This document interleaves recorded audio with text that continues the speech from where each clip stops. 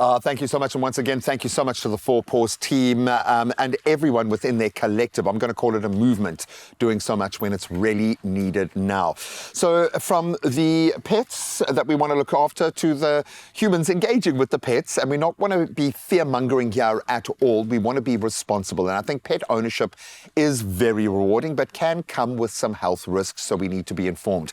Now, pets like dogs, cats and reptiles can carry diseases that humans can catch through close contact, especially if you've got young'uns like me who live in each other's food bowls. I get that. So today we're talking with one of our favorites, Dr. Leila Kassim, about pet-related zoonotic infections. Bit of a short left, but it's vital that we know this. And she's here to explain some of the common risks, give some practical advice for safer interactions, and discuss enjoying pets while staying healthy, because you're a pet lover as well. I love dogs. I'm a dog lover. I'm both. I've got 2 cats, 2 dogs, and we live as one clan, and I love that.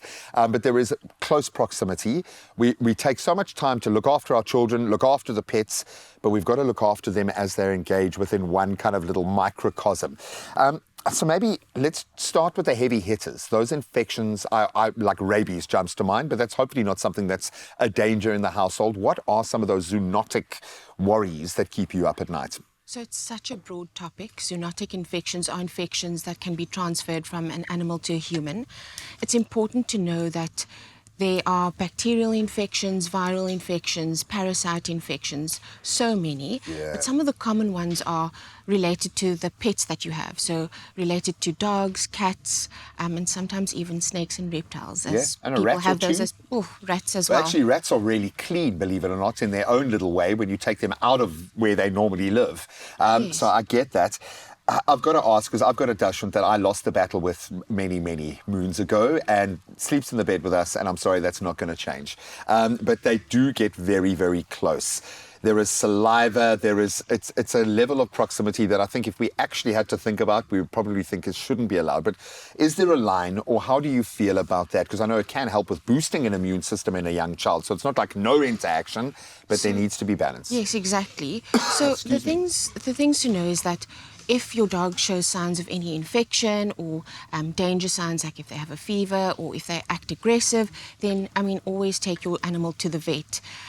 But bacteria and viruses and germs are transmitted via saliva, open wounds. So always make sure that your dog's okay, that there aren't any open wounds, or if you've got an open wound, don't let your dog lick that open wound. And they'll instinctively want to do that, especially like a Dashi, which wants to care for its little herd, yeah? So it's just about those small little tips and tricks. I think it's more about hygiene and just those elements that you can do at home. A bit of logic, I think, goes a long way in that space, and I'm sure you think about that a lot in your practice. So let's talk about your practice. I'm sure you've seen kind of an algorithm in terms of the zoonotic connection. Are there particular subgroups of people with particular pre-existing, maybe comorbidities, things like that, that could make them more at risk? So definitely there are groups of people or patients who are more susceptible to developing infections. Patients that are immune compromised, so someone that has maybe diabetes, which lowers your immune system, younger children, patients who are pregnant, patients who are going through chemotherapy. So anything that sort of lowers your immune system. Compromised your system. Exactly, can make you more susceptible to developing an infection. Now, one thing I know about people who have exotic pets, they will let that snake crawl around their neck. They will have that spider on their head. And I say this because whenever we get them into studio, they put the snake around my neck, the spider goes on my head. But it does speak to an exotic strain of, I would imagine, as these animals come from very localized areas that are very far away from what our immune system has ever seen before. Are there major dangers when it comes to the more exotic pets? So not necessarily. I think always have a good relationship with your veterinarian. Make sure that your pet goes for regular checkups. Yes, there are, of course, infections that can spread. So, for example, salmonella is quite common in amphibians, and it can cause like a severe gastroenteritis, fever, chills. Don't lick the frog, man. That's the reason why we don't lick the frog. It's not going to turn into a prince, man. Yeah. So it's always important, I think, just to know, to have a good idea or a background history on what type of pet you have all the information available, and have a good vet. Life is about balance. We get that. And often the things that we really enjoy aren't always the best for us, but we have to find that middle ground.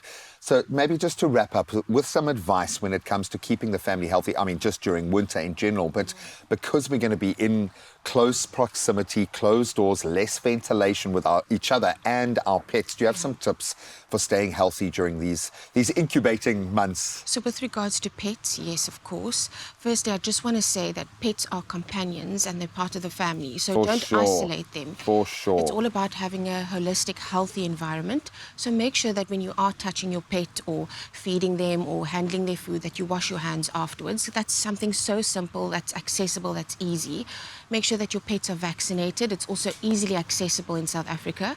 We have the PDSA, the SPCS, SPCA. Yeah. And then just, allow your pet to have that time to be out and go for a little run or walk in the garden, and monitor young children when they play with pets. Don't aggravate pets, because that can also make them aggressive. For so it's sure. about safe handling, a good environment and hygiene. Hygiene. I mean, we make our kids go and wash their hands and clean up before dinner. The same kind of notion applies. Thank you for wearing one vet foot and in one vet shoe today and one as a dog. We absolutely love you, but thank you for making it, Always a pleasure. dumbing it down for the rest of us to fully understand. The bottom line is we absolutely love our furry friends and they ain't going nowhere. And that's why protecting ourselves and them is important. NEXGARD is a wonder. It provides reliable protection against ticks, against fleas, ensuring your furry friend stays safe and stays comfortable even during the more hectic winter months. NEXGARD monthly tasty chews, and they really do love them, offer year-round protection. In fact, giving you peace of mind by preventing those infestations before they start, in fact, and allowing you to stay ahead of the game. It's convenient, it's effective, and as I said, they really do love them.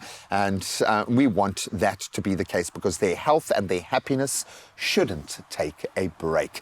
Now, you stand the chance as a nice added bonus for your little furry family to win 2,000 Rand cash and a surprise goodie. How you do it? Simply reply to the competition post on Expresso's social media pages and tell us this. How does your dog show you love? Don't forget, I almost went into doggy talk there. Don't forget hashtag NEXGARD and hashtag Guardians of Love in that entry to qualify yourself. The competition closes midday Friday the 19th of July, so you don't have a huge amount of time, but you can find the T's and C's at expressoshow.com. Doc, we absolutely love you. Stay healthy and enjoy your furry friends this winter. Thank you.